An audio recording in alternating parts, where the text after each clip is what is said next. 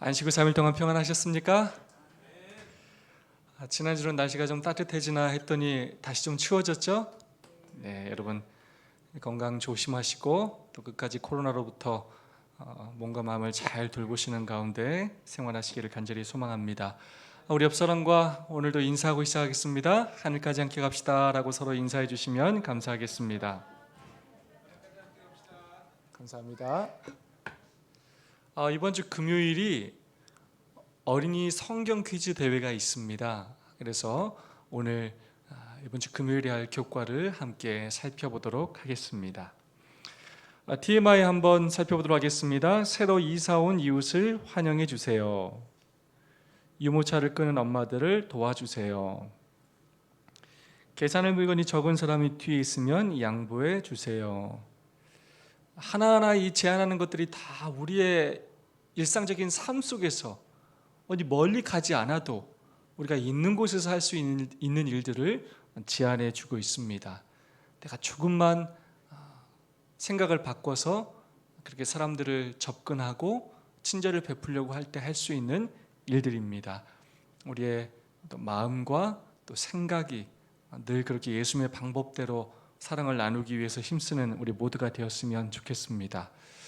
벌써 몇 과입니까? 9과입니다. 시간이 이렇게 빠른가 하는 생각이 들 정도로 1과를 시작한 게 엊그제 같은데 벌써 9과를 공부하게 되었습니다. 제목이 뭡니까? 섬기고 구원하며 라는 제목입니다.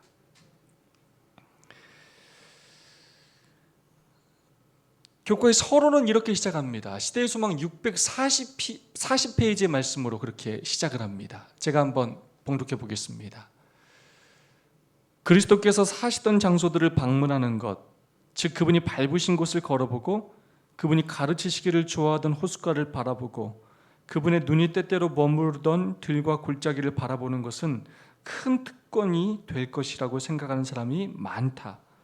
그러나 우리가 예수님의 발자취를 따라가기 위하여 나사렛이나 가버나움이나 베다니에 갈 필요는 없다. 우리는 병상볕이든 빈곤한 오두막 집이든 사람이 많이 모인 대도시의 뒷골목이든 인간의 마음에 위안이 필요한 곳이라면 어디에서든지 예수님의 발자취를 찾을 수 있다. 예수님이 지상에 계실 때 행하신 것처럼 행할 때 우리는 그분의 발자취를 따라갈 수 있다. 아멘. 어떻게 이해하면 이 앞에 있는 말씀이 성지, 특별히 성경의 땅은 갈 필요가 없다라는 말처럼 들릴 수도 있습니다. 그러나 성지를 가는 것은 또 나름대로의 또 의미가 있는 것은 사실입니다. 이제 성지라는 표현보다는 이제 성경의 땅이라는 표현이 맞는 표현인데요. 예수님께서 걸으셨던 곳을 걷고 예수님께서 또 배를 타신 그 갈릴리 호숫가에서 또 배를 타보고 또 예수님의 그 고난의 길을 또 걸어가 보고 하는 많은 것들은 우리가 성경을 이해할 때 우리에게 더 큰 또 은혜와 감동을 주는 또 하나의 일이 될 수 있는 것은 사실입니다. 그러나 오늘 선지자가 우리에게 말씀하시는 굉장히 중요한 내용은 무엇이냐면 우리가 예수님이 사셨던 곳을 가는 것이 중요한 것이 아니라 오늘 우리가 살아가는 우리의 모든 곳에서 예수님의 발자취를 따라가는 것이 중요하다는 것입니다. 그런데 그 내용이 무엇이냐? 예수님이 갔던 장소에 가는 것이 중요한 것이 아니라 예수님께서 행하셨던 행동을 따라하는 것이 중요하다는 것입니다. 그리고 예수님이 어떻게 그 행동을 하셨는지 어떤 마음을 가지셨는지 그 마음을 갖는 것이 중요하다는 것입니다. 그냥 예수님이 갔던 곳 나도 가보고 배도 타보고 걸어보고 이게 중요한 것이 아니라 오늘 우리가 있는 곳에서 그것이 병든 자의 침상 옆이든 또 대도시의 뒷골목이든 오늘 우리가 엘리베이터에서 만나는 사람이든 길을 가다가 혹시 구걸하는 사람이든 우리가 만나는 모든 사람에게 예수님의 마음으로 예수님처럼 행동하는 것이야말로 그것이 뭐라고요? 예수님의 발자취를 따라가는 것이라는 것입니다. 다르게 말하면 그것을 예수님의 제자가 되는 길이라는 것입니다.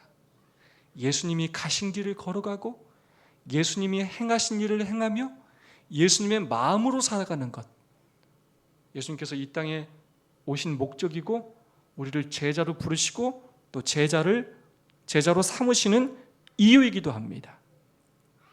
제목이 뭡니까? 오늘 큰 제목, 섬기고 구원하며. 그래서 이 말씀은 한마디로 무슨 말씀이냐면 우리가 누구처럼 살라고요? 예수님처럼 살라고.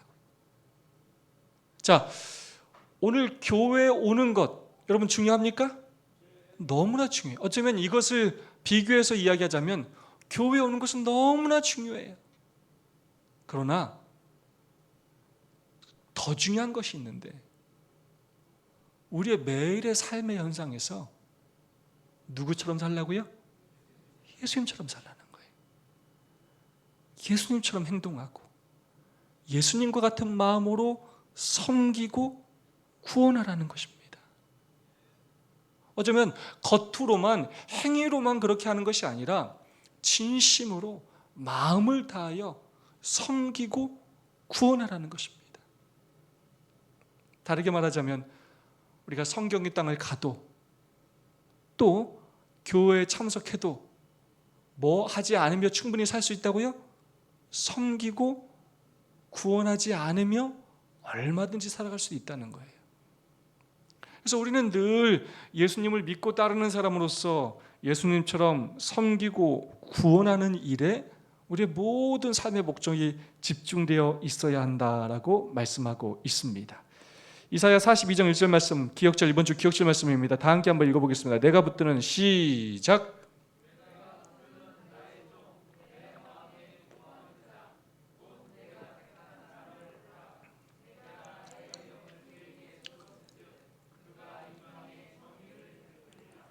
아멘. 교과를 예습하신 분들은 잘 아시겠는데 여러분 오늘의 이 기억질 말씀 중에서 제일 중요한 한 단어가 있다면 이번 주에 해당하는 그 단어가 뭘까요? 어떤 표현일까요? 네, 종이라는 단어입니다. 이번 주는 종이라는 주제로 한 주 그렇게 살펴보는 기간입니다. 일요일 소지입니다. 자, 일요일 소지 넘어가기 전에 이사야 40장부터는 여호와의 종이라는 표현이 굉장히 많이 사용되고 있습니다.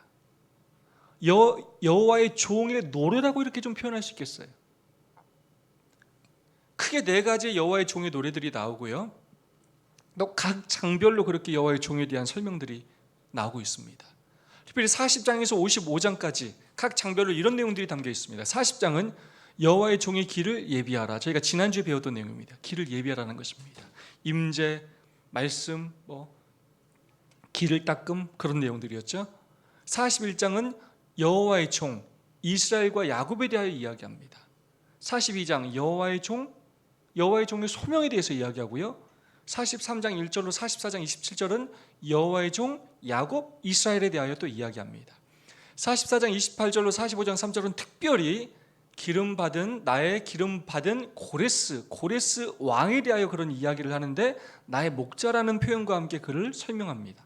45장 4절로 7절은 나의 종 야곱과 이스라엘, 49장은 여호와의 종 위임, 50장은 여호와의 종의 헌신, 52장 13절로 53장 12절은 여호와의 종의 행적. 여러분 제가 좀 힌트를 드렸는데 색깔로 좀 나눠졌습니다. 자, 여호와의 종은 크게 40장부터 55장까지 크게 두 부분으로 나눠져 있습니다. 대상이 두 부분으로 나눠져 있어요. 첫 번째가 누굽니까? 자, 노란색 여호와의 종의 길을 예배하라. 42장에 이름이 기록되지 않은 여호와의 종이 나오고요. 그 다음에 49장, 50장, 52장부터 53장 여기는 예수 그리스도를 의미합니다. 여호와의 종으로 오신 예수님에 대하여 그렇게 이야기하고 있고요. 그 다음에 나머지 41장과 43장 1절 그리고 45장 4절로 7절 여기는 여호와의 종인 누구요? 야곱과 이스라엘. 야곱 곧 이스라엘에 대하여 그렇게 이야기를 하고 있습니다.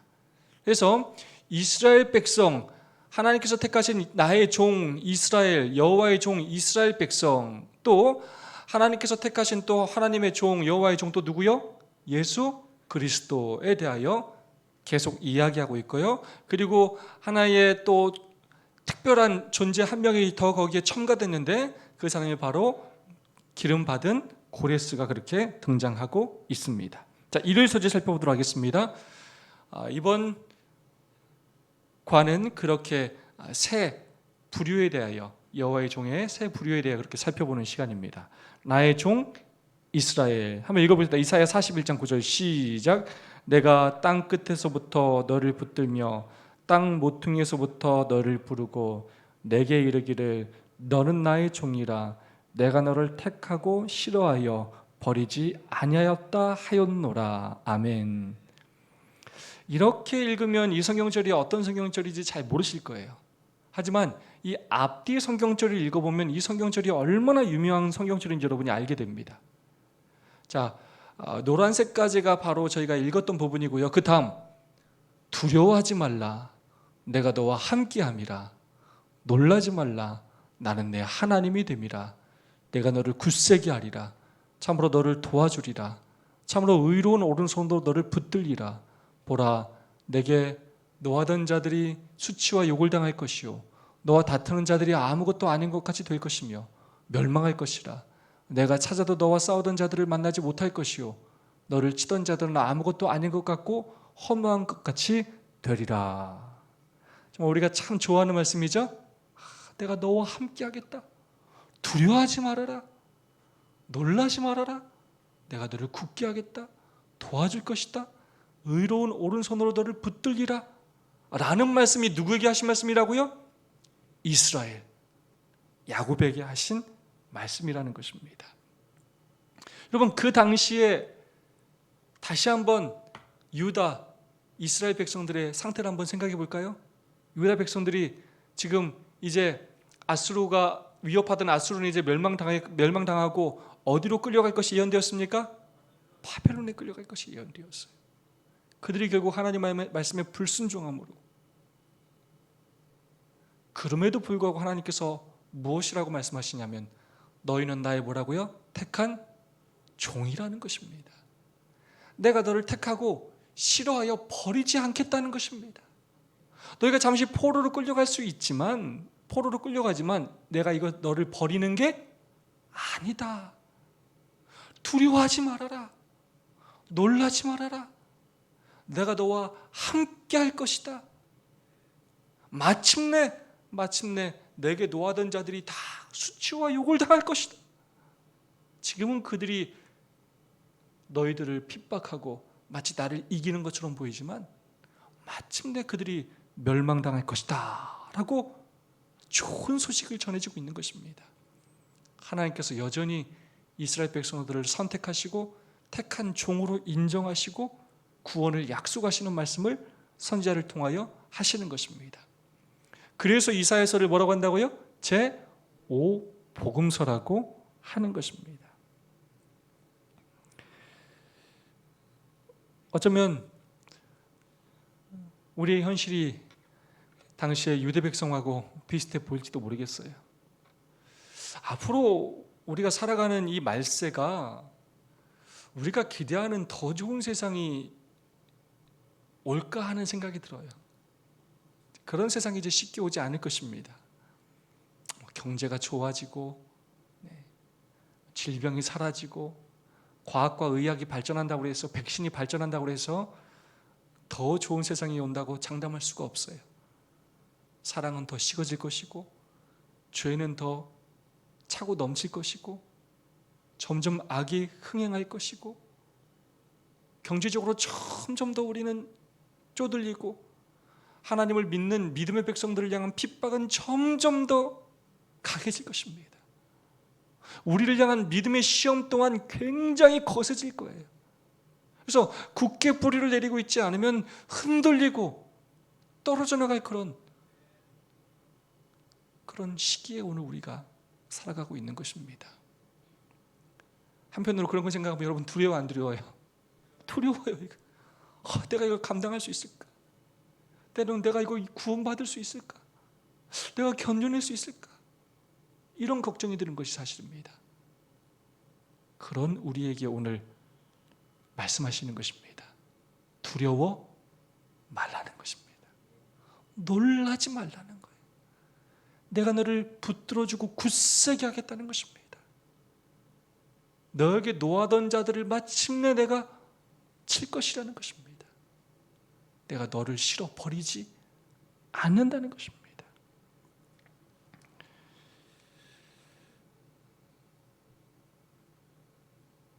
그러면 제가 오늘 생각해 난 이 표현은 뭐냐면, 사도 바울이 로마서 1장 1절에 이렇게 표현했어요. 예수 그리스도의 종 바울은 사도로 부르심을 받아 하나님의 복음을 위해 택정함을 입었으니. 그러면서 제가 저 그림을 왜 찾았냐면, 바울이 지금 뭐 하고 있어요? 저 무릎 꿇고 화내는 것 같아요? 뭐 하는 것 같아요? 크게 웃는 거예요. 저는 이 사진이 그림이 너무 좋았어요. 자, 지금 예수님 앞에 무릎 꿇고 있는데 지금 뭐 하고 있다고요? 너무 행복해. 내가 예수님의 이 종으로 산다는 것, 내가 예수님께 이렇게 부름받았다는 것, 내가 예수님의 일을 하며 살 수 있다는 그 이유 하나만으로 그가 행복해 했다는 것입니다. 그래서 나는 사나 죽으나 주님을 위해서 살겠다고, 그는 그렇게 고백하며 그의 목숨을 바쳐 복음을 전하며 살았던 것입니다. 우리가 그 기쁨을 좀 누리고 살았으면 좋겠습니다. 아이고, 힘들어. 왜 그렇게 신앙이 힘들고 빡빡하고 부담되고 일은 많고 때로 요구하는 것도 너무 많고, 마치 이렇게 교회 생활만 하다가는 내가 내 생활도 하나도 못할 것 같고, 끊임없이 우리에게 그런 유혹, 그런 마음들이 찾아와요.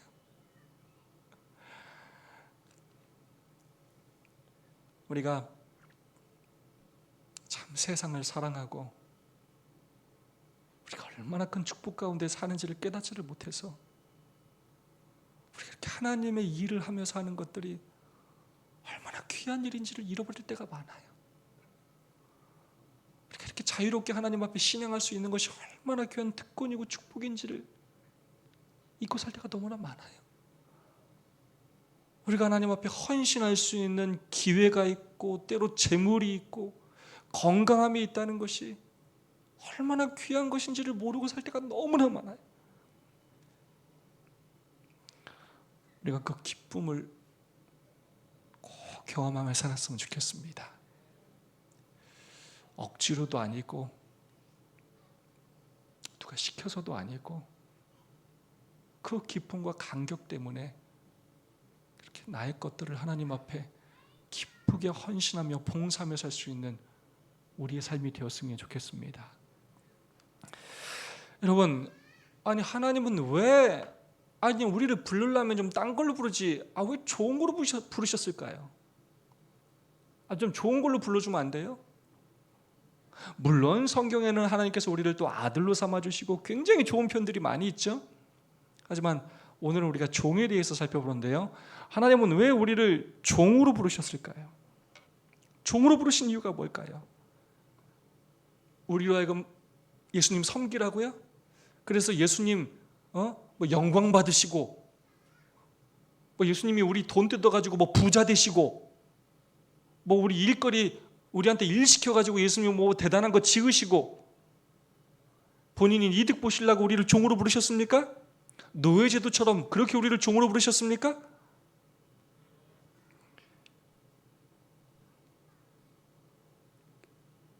영감의 교훈 이런 말씀이 있어요. 인류를 돕기 위해 오심. 그분께서는 병과 불행과 죄의 짐을 제거해 버리고자 오셨다. 인간에게 완전한 회복을 가져다 주는 것이 그분의 사명이었다. 자, 우리를 왜 종으로 부르셨다고요? 자, 우리한테 예수님이 섬김을 받고 우리를 부려먹으려고 종으로 부른 게 아니라, 우리한테 부담 주고 스트레스 주려고 부른 게 아니라, 자, 우리에게 뭘 주기 위해서요? 완전한 회복을 주시기 위해 부르셨어요. 우리를 당신의 종으로 삼으시고 두려워한 우리에게 두려움을 사라지게 하고 염려와 근심으로 죄와 불행과 죄의 짐으로 살아가는 우리에게 그것들을 제거해 버리심으로써 예수님을 닮아가게 하심으로써 우리를 구원하고자 우리를 뭘로 부르셨다고요? 종으로 부르셨어요. 다르게 말하자면 우리한테 섬김을 받으려고 종으로 부르신 것이 아니라 우리를 섬기시려고 종으로 불렀어요. 나를 따라오라고 하신 다음에 예수님께서 하신 일이 뭐냐면 그 제자들을 데리고 하신 일이 뭐냐면 섬기셨어요. 섬기셨어요. 발 누가 닦았어요? 예수님이 닦았어요.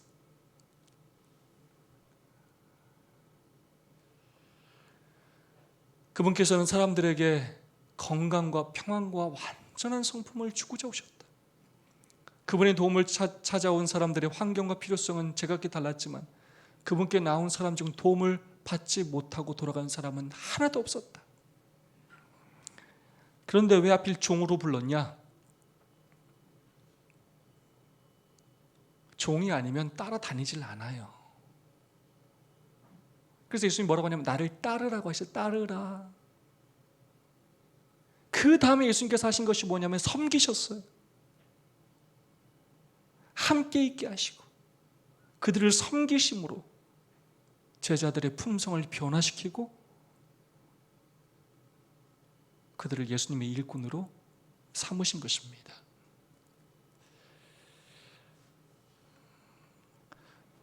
우리가 다시 한번 하나님의 종으로 사는 그 기쁨과 행복을 경험하며 우리도 예수님처럼 그렇게 다른 사람을 섬기고 또 구원하며 살 수 있기를 소망합니다. 월요서주입니다. 이름이 밝혀지지 않는 종. 자, 읽어보겠습니다. 그는 외치지 아니하며 시작.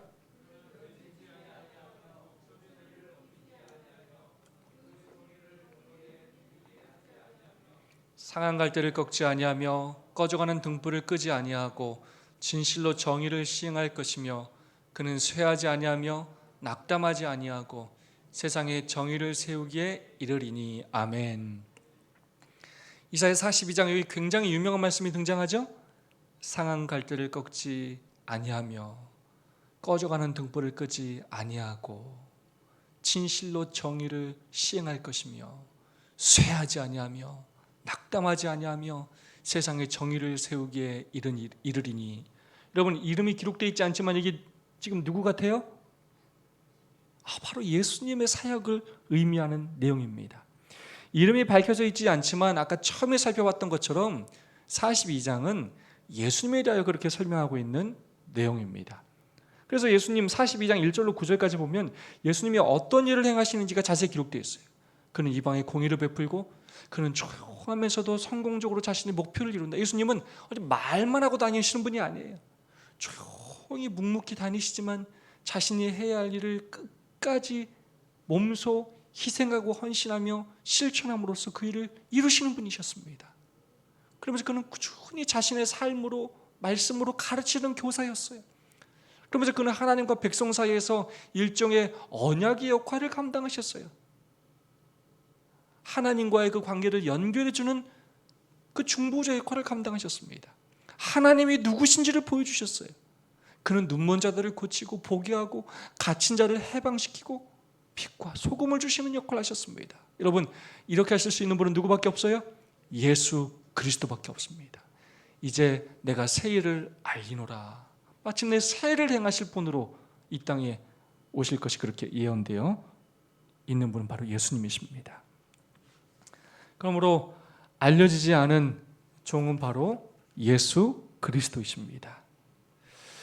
인자가 온 것은 섬김을 받으려 함이 아니라 도리어 섬기려 하고 자기 목숨을 많은 사람의 대속물로 주려 함이니라. 오늘 아침에 김순덕 집사님께서 저희 집에 부군 선생님과 방문하게 됐는데 식사를 하면서 이런저런 얘기를 하는데 집사님이 지금 이런 말씀을 하셔요.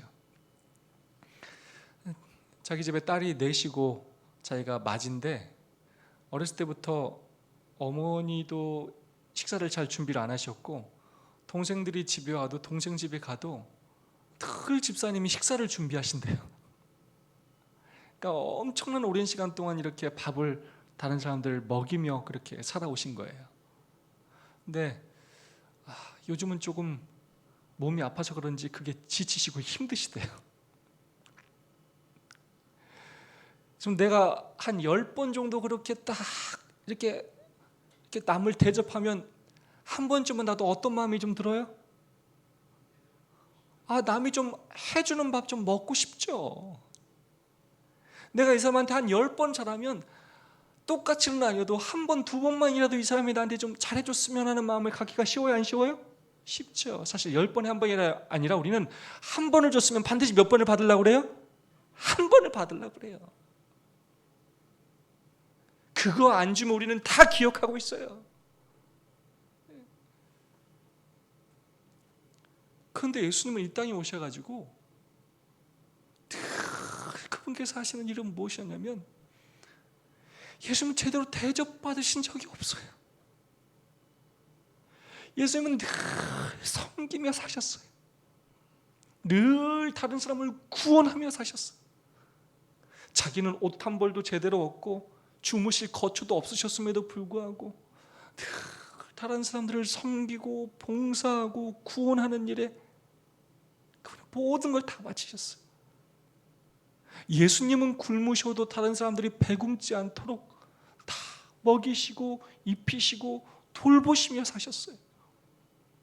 그것뿐만 아니라 결국 마침내 십자가에서 자신의 생명과 몸과 피를 다 흘리시면서 당신의 모든 것을 우리에게 바치신 하나님이십니다. 우리도 예수님처럼 그렇게 섬김의 삶을 살 수 있기를 간절히 소망합니다. 참 그게 우리 자아가 죽지 않으면 참 쉽지 않은 것 같아요.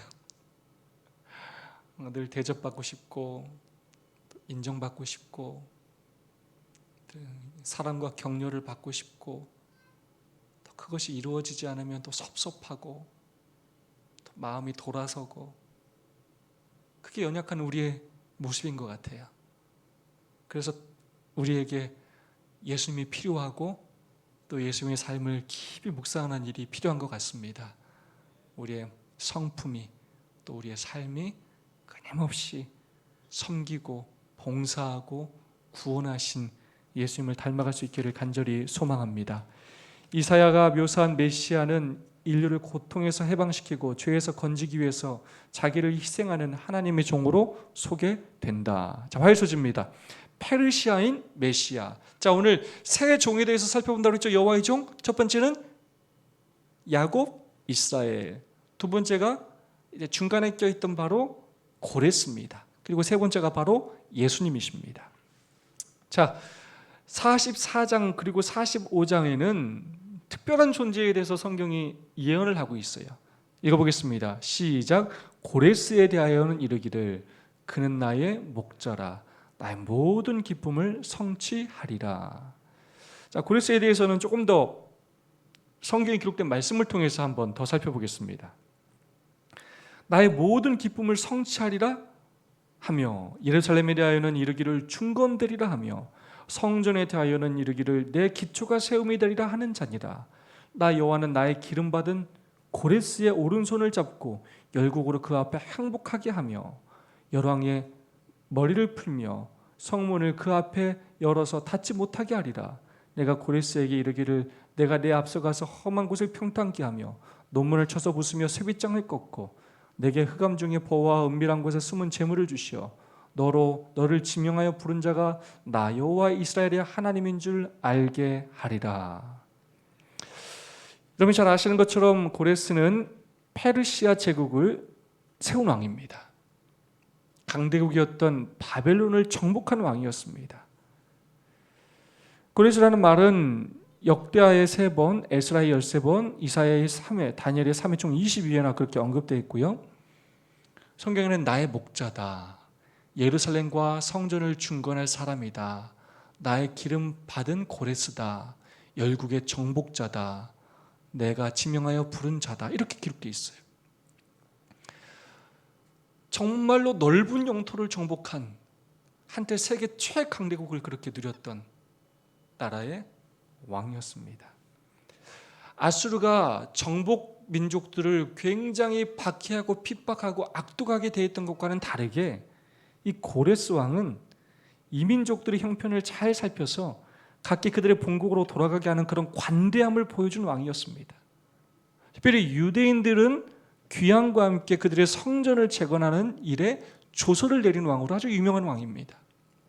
그렇기 때문에 이 고레스에게는 어떤 명칭이 붙냐면 대왕이란 명칭이 붙어요. 그만큼 훌륭한 왕이었다는 것입니다.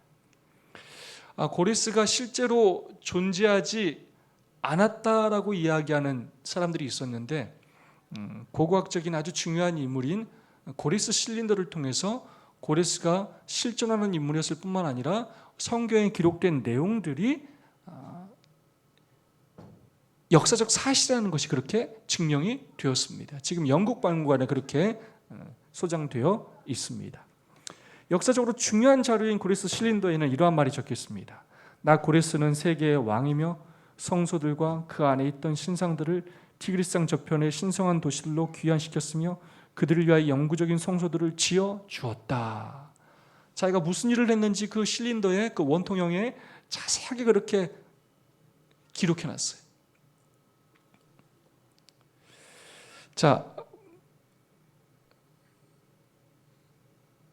이 고레스에 대하여 함께 좀 묵상하고 싶은 부분은 바로 이 부분이에요. 여러분, 이사야가 이 고레스에 대하여 예언한 것은 고레스가 태어나기도 전인, 고레스도 태어나기 전 한 150년 전입니다. 그때 이미 예언했어요. 근데 고레스가 이사야의 예언대로 정확히 그 일을 시행한 것입니다. 여러분, 고레스가 나중에 그 이사야가 자기에 대하여 예언했다는 것을 혹시 알았을까요? 몰랐을까요? 알았을 것 같아요? 몰랐을 것 같아요? 네, 저 마지막 성경절을 한번 좀 주의 깊게 우리가 살펴보면 좋겠습니다. 너를 지명하여 부른 자가, 여기서 너가 누굽니까? 고레스, 너를 지명하여 부른 자 누굽니까? 나 여호와, 이스라엘의 하나님인 줄 알게 하리라. 고레스가 자신이 예언에 기록되어 있다는 것을 알았던 것 같아요. 하나님께서 그에게 뭐하게 해주시겠다고요? 알게 하신다고 하셨어요. 그래서 그가 하나님의 그 예언대로 그를 성취한 것입니다. 여러분, 우리에 대한 예언의 말씀이 성경에 기록되어 있습니까? 우리가 특별한 교회인 이유는 우리가 어떤 존재인지, 마지막 시대 어떤 일을 당할지, 어떤 일을 하며 살아야 할지가 성경에 기록되어 있어요. 우리는 남은 자손입니다. 끝까지 하나님의 계명을 지키며 예수의 증거를 가진, 예수의 믿음을 소유한 사람들이에요. 선악의 4차 대전에서 화가 난 용과 대항하여 싸워야 할 하나님 편의 마지막 주자임이 성경에 기록되어 있습니다. 여러 가지 핍박과 시험을 받지만 마침내 믿음으로 승리하여 구원받을 그런 대상으로 성경에 기록되어 있습니다. 우리가 성경의 예언대로 하나님의 뜻을 이루며 살았으면 좋겠습니다. 여러분, 하나님께서 저를 이곳으로 보낼 때 저는 깨닫지 못하고 알지 못한다 할지라도 하나님께서 저를 통하여 이 교회에서 이루시고자 한 뜻과 꿈이 있으실까요? 저는 있다고 믿습니다. 남인경 집사님을 이곳에 보내셨을 때, 김윤채 집사님을 이곳에 보내셨을 때, 이기옥 성도님을 다시 회복하여 보내셨을 때, 세희 씨를 반주자로 보내셨을 때, 은지 씨를 저희 충주에서부터 다시 이곳으로 올려 보내셨을 때, 일찍이 우리 정명기 집사님을 외삼촌의 사업체에서 함께 일하게 하셨을 바로 그때부터 우리를 향한 계획과 뜻이 있다고 저는 믿습니다. 우리가 그 뜻이 정확히 무엇인지 알지 못한다 할지라도 우리의 최선을 다하여 순종하고 헌신함으로 하나님의 뜻을 이루며 살아갈 수 있기를 간절히 소망합니다. 수요일 소식입니다. 미리 주어진 소망.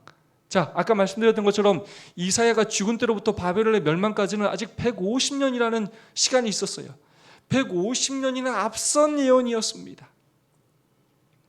이것 때문에 많은 사람들이 이사야서를 가짜라고 믿어요.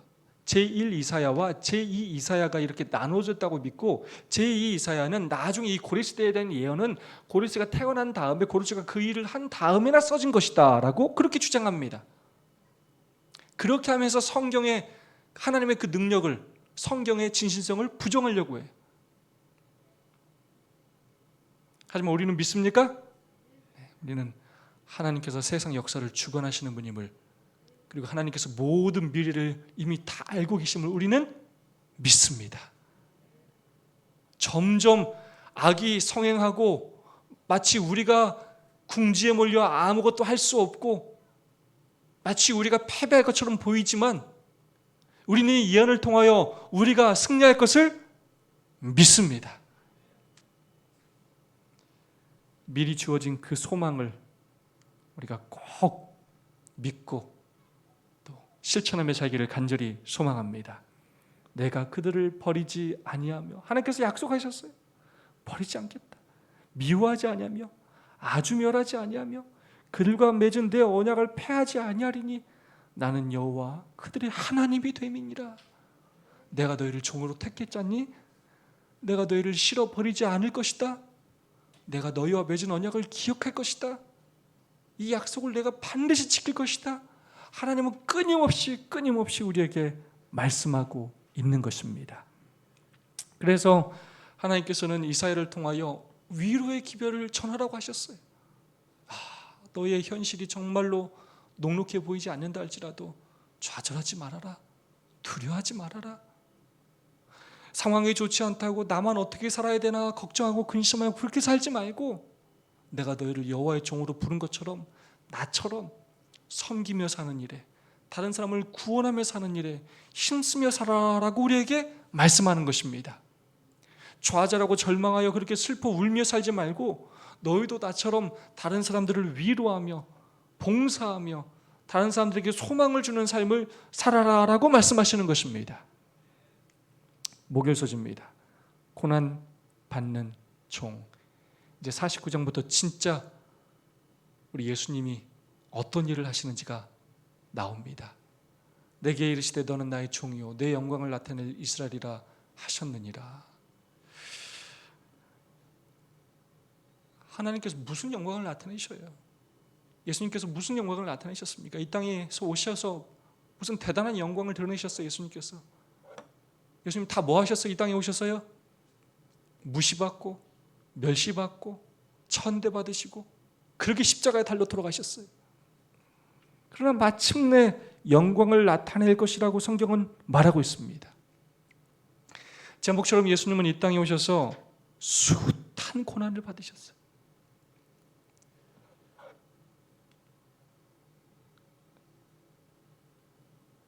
예수님께서 잠 한숨 편히 주무신 날이 있으실까 하는 생각이 들어요. 예수님은 죄인들에 대한 그 안타까움과 슬픔 때문에 사실 예수님은 그렇게 막 웃으면서 놀면서 이렇게 그렇게 쉬어보신 적이 많지도 않아요. 늘 죄인들을 향한 구원받지 못하는 그 죄인들을 향한 안타까움과 불쌍함 때문에 예수님 사실 마음 편하게 하루를 쉬어보지도 못하셨어요. 그렇게 하면서도 또 좋은 대접 한 번 받지 못하셨고 늘 고난을 받으셨어요. 또 다른 사람들로부터 늘 시기 질투를 받으셨을 뿐만 아니라 오해를 받으셨어요. 그러면서 또 예수님은 그 사역의 길을 포기하지 않으셨어요. 여러분, 우리가 살아야 할 길이에요. 누가 우리 보고 야 니네 안식일교인이다, 야 니네 대단하다, 앞으로 우리한테 그럴 사람 많지 않아요. 점점 우리는 많은 핍박과 환난을 당하게 될 것이고, 이단이라는 그런 편견과 기독교인이라는 그런 또한 무시와 오해 속에 우리는 살아가게 될 것입니다. 그러나 우리도 예수님처럼 고난을 받는다 할지라도 이 고난을 끝까지 포기하지 않고 십자가의 길을 끝까지 걸어가는 우리 모두가 되었으면 좋겠습니다. 이 땅에서 예수님께서 대단한 영광을 받지 못하셨어요. 하지만 예수님께서 재림하시는 그날, 천천만만의 천사와 함께 이 땅에 오시는 그날, 모든 인간들이 하나님 앞에 무릎 꿇게 될 것입니다. 삼림하시는 그때 모든 악인들이 멸망받기 전에 하나님 앞에, 예수님 앞에 무릎 꿇게 될 것입니다. 영광 받으시는 날이 오게 될 것입니다. 우리 또한 마찬가지입니다. 이 땅에서 우리가 이 제7일 안식일 예수 재림교회 다니는 곳으로 인해서 오해받고 무시받고 핍박받고 굉장히 불편한 가운데 어렵게 살아갈지 모르겠습니다. 그럴 수밖에 없어요. 성경의 팔복의 끝이 뭐냐면 너 축복 많이 주겠다, 그런 내용인데 그 핵심이 뭐냐면 뭡니까? 의를 위하여 핍박받는 자는 복이 있나니. 우리가 결국 우리를 성화시켜서 마지막에 하나님께서 우리에게 주는 게 뭐냐면 핍박이에요. 그건 결국 누구만 당하냐면 예수님처럼 산 사람이 받는 축복이에요. 예수님처럼 섬기고 예수님처럼 그 사명의 길을, 십자가의 길을 포기하지 않고 가는 사람이 당하는 고난이며 그 반대로 축복입니다. 우리에게 그런 길이 뻔히 보이지만 그 결과 또한 우리에게 뻔히 보인다는 사실 여러분 꼭 기억하시고, 포기하지 말고 굴복하지 말고 이 길을 끝까지 걸어가시기를 간절히 소망합니다. 우리 두 분 또는 세 분씩 말씀을 나누고 기도하는 시간을 갖도록 하겠습니다. 예수님께서 십자가를 걸어가실 때, 십자가의 길을 걸어가실 때 그분의 이 사역이 실패한 것처럼 보였지만 예수님은 포기하지 않고 끝까지 가셨어요. 마찬가지로 당장은 결실을 볼 수 없는 것처럼 보이지만 내가 예수님처럼 인내하고 수고하며 끝까지 희생해야 할 일이 무엇인지 여러분 한번 생각해 보시고 서로 결심을 나눠주시고 서로를 위해서 기도해 주시기를 부탁드리겠습니다.